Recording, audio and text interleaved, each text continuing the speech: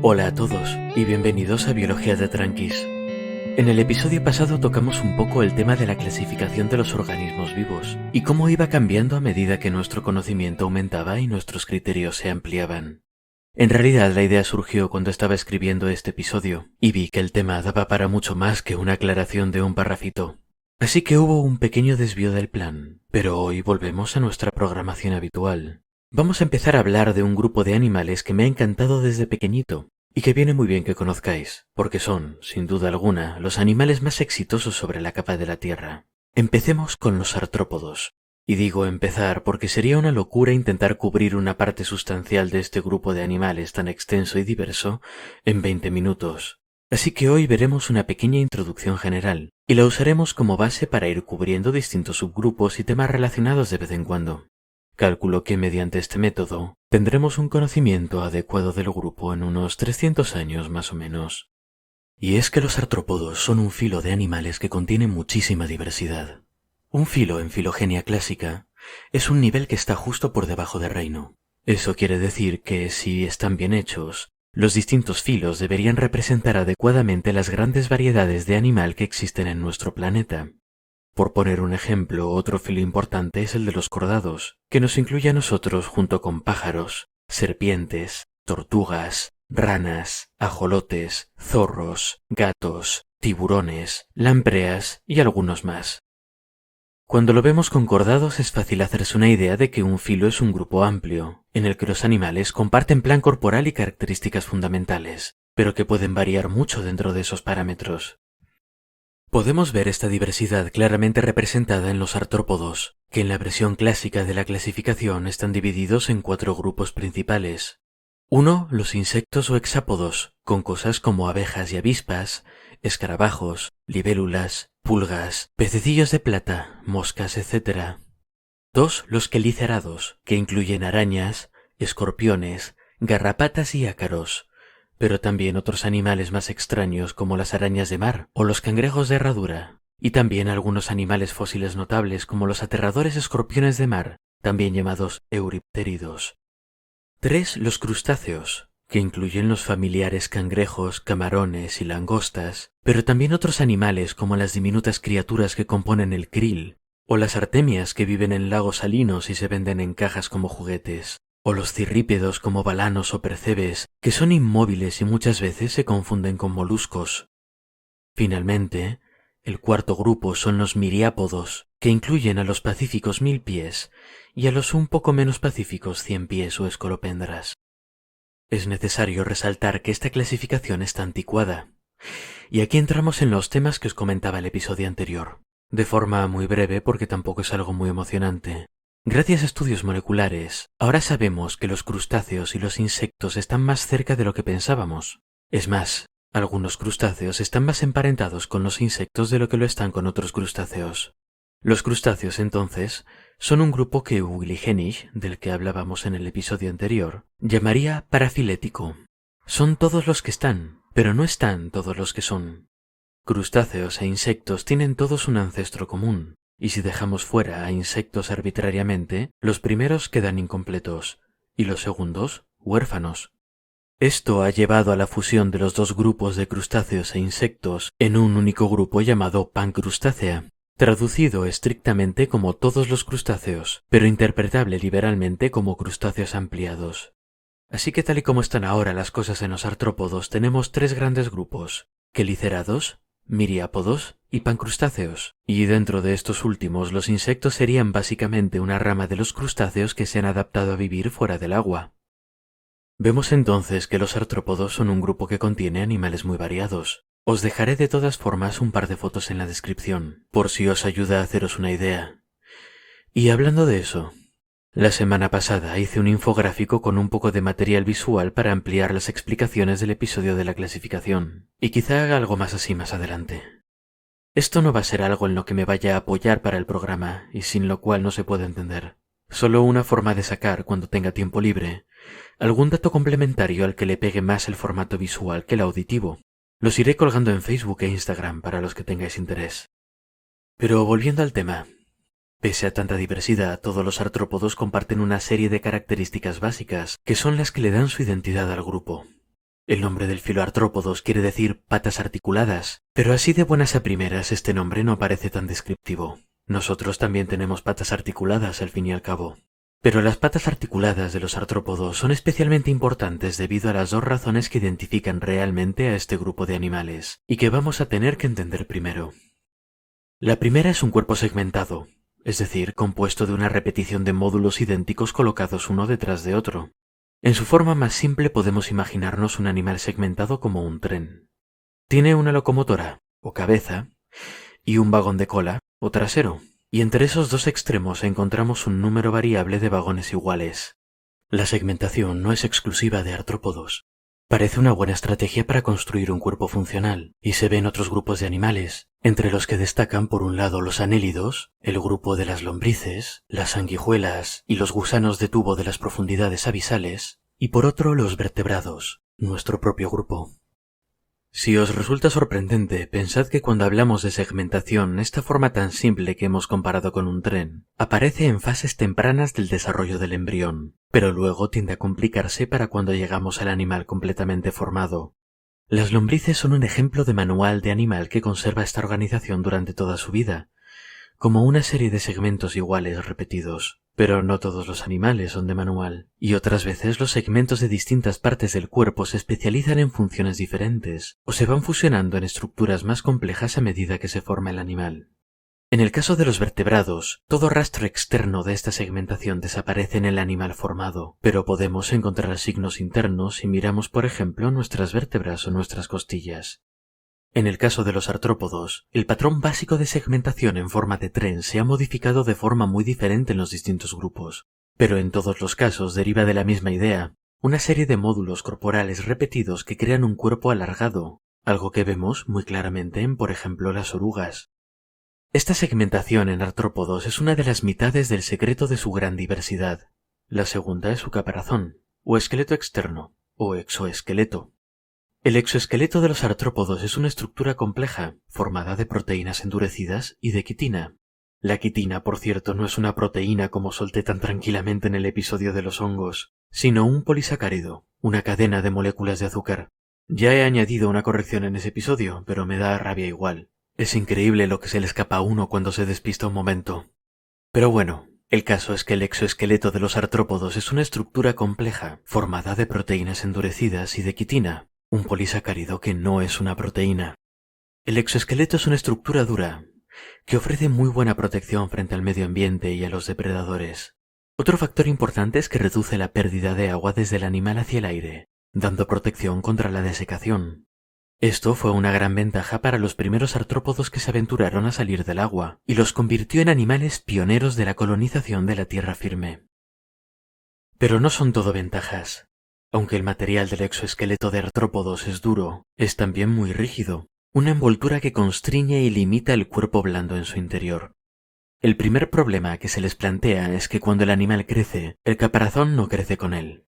Los artrópodos solucionan esto mediante un proceso conocido como muda o ectisis, una palabra en griego antiguo que podríamos traducir, algo libremente, como desnudarse. El proceso consiste en liberarse del caparazón que les aprieta. Cuando hace esto, el animal tiene ya preparada una nueva capa de material encima de su cuerpo para crear el nuevo, solo que en este momento está fresca y blanda, como cemento sin secar o cuero sin curtir. El momento de la muda, por tanto, es un momento muy crítico para un artrópodo, ya que mientras su armadura se endurece, es muy vulnerable a depredadores, por ejemplo. Solucionado el problema del crecimiento, el segundo problema que nos plantea un exoesqueleto rígido es el de la movilidad. Una cubierta tan rígida es un impedimento grande a la hora de moverse. Este es el mismo problema que los diseñadores de armaduras humanos se encontraron unos cuantos cientos de millones de años después, y llegaron a una solución similar. La armadura de un artrópodo está organizada en placas duras e independientes, que están separadas de las contiguas por tejido un poco más blando y flexible. Esto incluye las patas, que están compuestas por una serie de extensiones del caparazón, de piezas ensambladas las unas con las otras. Estas patas claramente compuestas de piezas separadas son las que le dan su nombre al grupo, y quizá desde esta perspectiva es un poco más adecuado. Pero la importancia de estas patas va mucho más allá de la simple locomoción, y es que tenemos que tener en cuenta que no son patas, sino apéndices.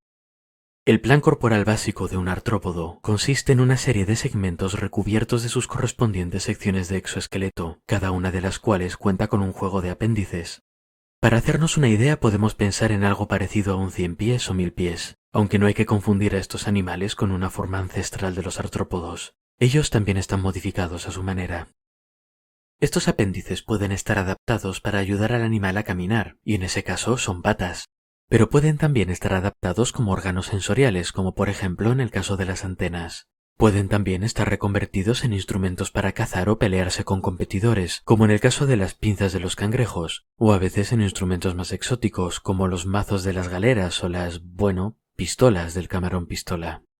Pueden también estar modificados como apéndices para nadar, para copular, como branquias o como piezas bucales, o si no hacen falta en esa parte específica del cuerpo pueden simplemente no estar. La próxima vez que vayáis a la pescadería no tenéis más que echar un buen vistazo a un camarón. Mirad cada segmento y el tipo de apéndice asociado, y os daréis cuenta de lo flexible que es este sistema. Observadlo con más cuidado y veréis también que estos apéndices no se modifican cada uno por su lado, sino que distintas partes del cuerpo tienen distintos tipos de apéndices. Esto ocurre porque a lo largo de la evolución, cada parte del cuerpo de los artrópodos se ha especializado en funciones distintas, y los segmentos correspondientes a esa zona se han modificado para trabajar juntos lo mejor posible. Os dejaré una esquemita en la descripción en cualquier caso, no sea que miréis demasiado tiempo y se os enfade el pescadero. Quizá el mejor ejemplo para ver esto está en la cabeza de los artrópodos.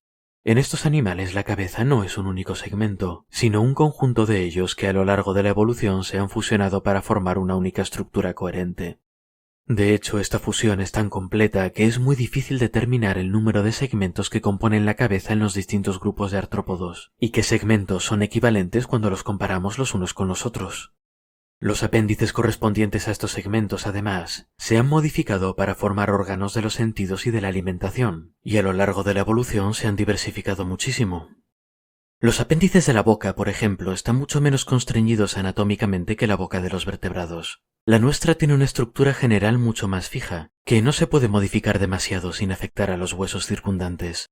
Si eres un artrópodo, en cambio, puedes perfectamente cambiar unos apéndices cortadores tipo hormiga por unos con forma de estilete como un mosquito o un chinchechupaplantas, o puedes transformarlos en una trompa desplegable como una mariposa o en puñales venenosos como las arañas.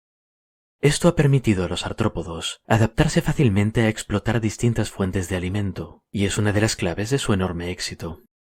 Así que, en resumen, las características principales de los artrópodos son: un cuerpo segmentado, aunque muchas veces en vez de, o además de segmentos individuales, vemos secciones funcionales formadas por varios segmentos trabajando juntos. 2. Un exoesqueleto duro con apéndices asociados a cada segmento, que los protege pero los obliga a mudar periódicamente. Y 3. Como combinación de los dos anteriores, una estructura modular que les permite adaptar sus apéndices a distintas funciones según los requerimientos de su medio ambiente. La combinación de estructura segmentada, apéndices y exoesqueleto de los artrópodos los convierte un poco en las navajas suizas de la naturaleza. Si quisiéramos ponernos fantasiosos, nos los podríamos imaginar como un alienígena blandito que visita la Tierra envuelto en una sofisticada armadura robótica, a la que puede cambiar miembros y partes para venir en son de paz, ayudarnos a curar el COVID, o volar la Casa Blanca en pedazos según se levante.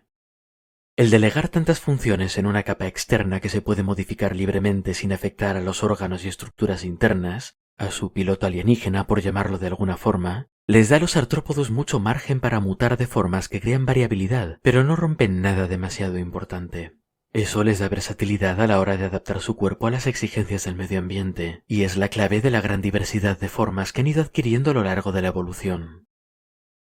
Más allá de esto, los distintos grupos se diferencian bastante entre sí, y en general va a ser mejor que tratemos las peculiaridades de cada uno cuando lleguemos a él. Pero sí que merece la pena mencionar un par de características comunes en cuanto a estructura interna. Una vez pasamos del caparazón, el cuerpo de un artrópodo viene a ser una bolsita de líquido con órganos flotando dentro. Este líquido que rellena el cuerpo se llama hemolinfa, con H, y aunque no es exactamente sangre, cumple básicamente la misma función de ser una forma de distribuir nutrientes, residuos y oxígeno. A diferencia de nuestro sistema circulatorio cerrado, que reparte la sangre por los tejidos a presión mediante un sistema de tubos, el de los artrópodos es abierto. Eso significa que la hemolinfa simplemente está ahí, remojando los tejidos, aunque tampoco es que sea un sistema completamente pasivo. Los artrópodos tienen corazón, una estructura en forma de tubo que les recorre la espalda donde estaría nuestra espina dorsal. Este corazón bombea y agita la hemolinfa, facilitando que circule y que el transporte de las distintas sustancias ocurra de forma homogénea en todas las partes del cuerpo. Otro factor más o menos común entre grupos de artrópodos es el sistema nervioso.